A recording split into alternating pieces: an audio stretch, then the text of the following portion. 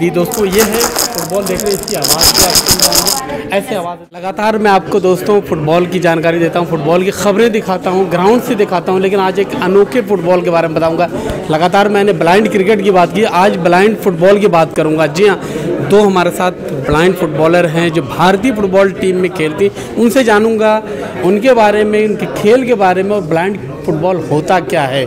सबसे पहले आपके बारे में जानना चाहूँगा, थोड़ा सा अपने बारे में बताएं। जी, मेरा नाम कंचन पटेल है, मैं भोपाल मध्य प्रदेश से हूँ और मैं इस गेम की गोलकीपर हूँ। एंड गोलकीपर जैसा कि आपने पहले देखा अभी, तो गोलकीपर जो होता है देख सकता है, बाकी सारे प्लेयर ब्लाइंड होते हैं। इसमें 3 कैटेगरी होती है, B1, B2 एंड B3। तो B1 जो होते हैं वो पूरी तरीके से ब्लाइंड होते हैं, एंड B2 जो होते हैं उनका थोड़ा सा पार्शियल होता है, अराउंड 20% का विजन, ये 20। एंड B3 जो होते हैं उनका थोड़ा ज़्यादा विजन होता है कंपेयर टू बाकी के हिसाब से। तो और जब हम मैच खेलते हैं तो उस समय ना इक्वालिटी के पर्पज़ से इनको सभी को ब्लाइंड फोल्ड लगाया जाता है। पहले कॉटन पैच लगाया जाता है, उसके बाद फिर ब्लाइंड फोल्ड लगाया जाता है, ताकि सभी हम इक्वालिटी के साथ खेल सकें। गोलकीपर का 2 मीटर का एरिया होता है, उसी एरिया के अंदर वो खेल सकता है। वो हाथ का यूज़ कर सकता है, पैर यूज़ करना उसको ऐसा अलाउड नहीं होता है। अच्छा, पैर नहीं यूज़ कर सकता है, बट ना एक हाई किक नहीं मार सकता है, एक ग्राउंडेड किक पास कर सकता है, अदरवाइज उसको हाई किक नहीं मार सकता है। वो क्लियरेंस नहीं कर सकता है, वो हाथ लगा सकता है बस, और उस एरिया के बाहर आप नहीं जा सकता है जो गोलकीपर, जो आपको एरिया दिया गया। मतलब आप गोलकीपर आपको पूरा दिखता है। बाकी जो B1, B2, B3 कैटेगरी, जैसे क्रिकेट में भी B1, B2, B3 कैटेगरी होता है, जो B1 है बिल्कुल ब्लाइंड होता है। तो मेरे जो आपके पास में खड़ी हैं, कंचन नाम है ना? नहीं, ये शीतल। ये शीतल हैं। शीतल, आप किस कैटेगरी में आती हैं? सर मैं B1, totally blind. Totally blind है? B1 ब्लाइंड है। फुटबॉल कैसे खेलने का शौक हुआ?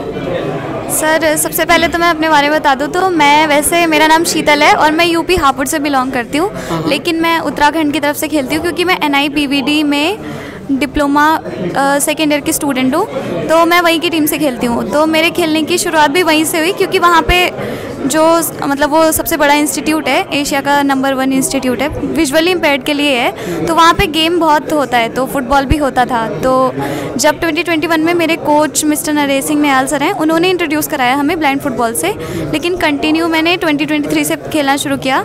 जो ब्लाइंड फुटबॉल है, इसमें ग्राउंड के अंदर एक टाइम पर 4 ही प्लेयर्स होते हैं, गोलकीपर को हटा के। गोलकीपर को लेके 5 होते हैं? Yes sir. जो 4 प्लेयर होते हैं वो टोटली ब्लाइंड होते हैं। मतलब अगर गर्ल्स की बात करें तो गर्ल्स में वो प्लेयर खेल सकते हैं जिनका विजन थोड़ा है, क्योंकि अभी गर्ल्स में प्लेयर्स की वो कम है थोड़ी सी।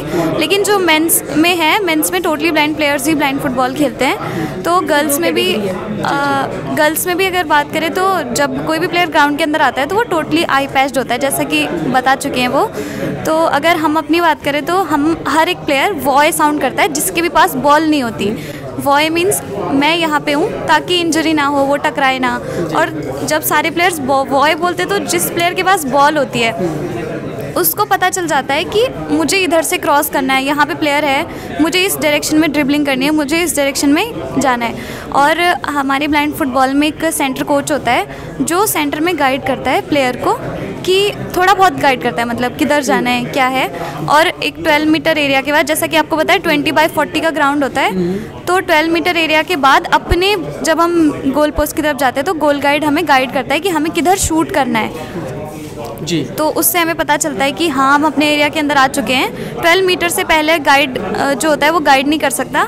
और हमारे मतलब ब्लाइंड फुटबॉल में फाउल भी होते हैं। अगर एक हाफ में 5 फाउल हो चुके हैं तो उससे ज़्यादा अगर होते तो पेनल्टी मिलती है, और हर एक फाउल पे फ्री किक मिलेगी। और बाकी और अगर रूल की बात करूँ तो इसमें 2 हाफ होते हैं और बीच में 10 मिनट्स का ब्रेक होता है, और हर एक हाफ 15 मिनट्स का होता है। अच्छा। तो ये सारी जानकारी तो आपने दे दी दोस्तों। ये है फुटबॉल देख रहे हैं, इसकी आवाज़ भी आप सुन रहे हैं, ऐसे आवाज़ होती है। क्रिकेट की भी आपने सुनी, क्रिकेट की आवाज़ भी ऐसे, क्रिकेट बॉल में भी आवाज़ होती है, जो साइकिल के छर्रे वो होते हैं। एक सवाल और पूछूंगा आपसे। Yes sir. फुटबॉल का शौक़ आपको कैसे हुआ? सर मुझे ऐसे कोई शुरू में तो शौक नहीं था, क्योंकि मुझे इस गेम के बारे में पता नहीं था। लेकिन जब कोच ने मतलब अप्रिशिएट किया कि आपको खेलना है, अच्छा होता है, तो उन्होंने हमें धीरे धीरे सिखाया कि ऐसे ड्रिबलिंग करते हैं, ऐसे शूटिंग करते हैं। तो जो खेलते खेलते फिर इंटरेस्ट आ गया, और फिटनेस वगैरह करते थे तो स्पोर्ट्स में फिर धीरे धीरे इंटरेस्ट डेवलप हो गया। शुरू में तो ऐसा कुछ खास नहीं था, पर अब बहुत ज़्यादा है। अच्छा, आपकी आंखें कब से नहीं है, पैदाइशी है? मैं बाय बर्थ ब्लाइंड हूँ। अच्छा, by birth blind है। यस सर, मेरी मतलब आंखें तो नॉर्मल है मेरी। मतलब कुछ आपको दिखाई नहीं देता। पढ़ाई के लिए क्या है, एजुकेशन वगैरह? सर हम लोग जैसे नॉर्मल लोग प्रिंट से पढ़ते हैं, ऐसे हम लोग ब्रेल से पढ़ते हैं। ब्रेल भी एक स्क्रिप्ट है, जैसे हिंदी में स्क्रिप्ट होती है, ऐसे ब्रेल में 6 डॉट्स होते हैं, उन पर ही पूरी अल्फ़ाबेट्स और पूरे लेटर्स बेस्ड होते हैं, जिनके थ्रू सब पढ़ते हैं। और उनका भी सिलेबस सेम होता है हमारा नॉर्मल लोगों की तरह, बस जो हमारी बुक्स होती है वो ब्रेल में होती है। हम जो लिखते हैं वो मतलब उसके इक्विपमेंट्स होते हैं, जैसे जर्मन स्लेट हो गई, स्टाइलस हो गई।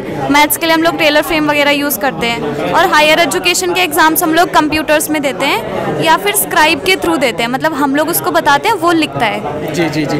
अब आपसे एक सवाल पूछूंगा, चूंकि आप गोलकीपर हैं, जाहिर सी बात है आप इनको बताती भी तो होंगी, आवाज़ देती हैं गोल पोस्ट से, कैसे इनकी मदद आप करती हैं? जैसा कि इन्होंने अभी बताया कि ना जोन होता है, तो यहाँ पे 3 जोन में जो फील्ड होता है उसको 3 जोन में बांटा जाता है। तो एक जो जोन होता है डिफेंडर्स को ना गोलकीपर कंट्रोल करता है, सेंटर में कोच को कंट्रोल करते हैं, और जो अटैकिंग हाफ होता है उसमें आपके गोल गाइड हेल्प करते हैं। तो जो डिफेंडर वाला जो डिफेंस वाला एरिया होता है वो गोलकीपर के गाइडेंस पे ही चलता है। जी। आपकी दोनों आंखें हैं, आप बिल्कुल ठीक हैं, फिर आपने ब्लाइंड क्रिकेट को क्यों चुना?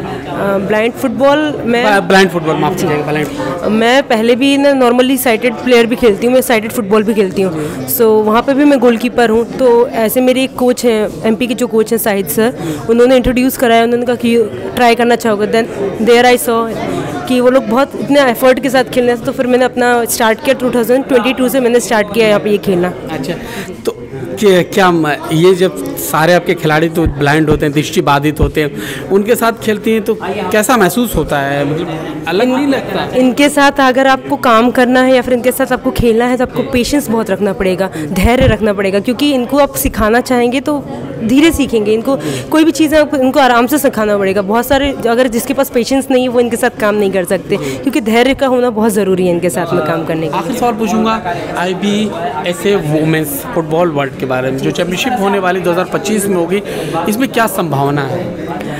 अभी इसके पहले हम लोग अभी 2023 में गए थे, वहाँ हम लोगों ने 4th प्लेस में ख़त्म किया। हमारा फर्स्ट टूर्नामेंट था वो, और वहाँ पे हमने 4th ख़त्म किया, मतलब 4th प्लेस पे आए हम लोग। और सेमीफाइनल में भी हम लोगों ने ड्रॉ से हारे, एंड पेनाल्टीज़ में भी हमारी 5 पेनाल्टीज़ के बाद हम लोगों ने अचीव गोल कंसीव किया। तो चांसेस अगर हम मेहनत करेंगे तो ज़रूर, क्यों नहीं, हम भी पोडियम फिनिश कर सकते हैं। बिल्कुल, जापान, अर्जेंटीना और भी मजबूत टीमें होंगी, उम्मीद करेंगे आप ज़रूर जीतें। इन्हीं शुभकामनाओं के साथ आपका बहुत बहुत शुक्रिया। Thank you sir, thank you.